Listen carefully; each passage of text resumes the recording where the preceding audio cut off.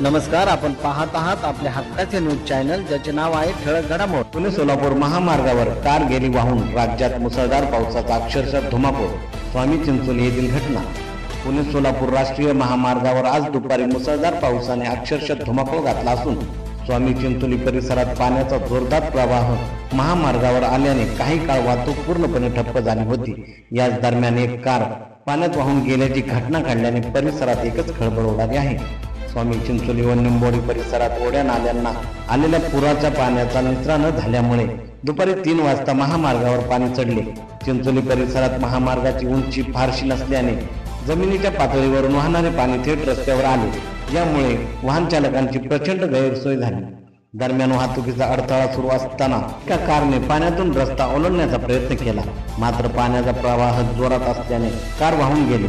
सुदैवाने कारमधील व्यक्तींना वेळीच बाहेर काढण्यात आले, त्यामुळे कोणतीही जीवितहानी झाली नाही। प्रतिनिधी तुषार लवे सोबत ठळक घडामोड।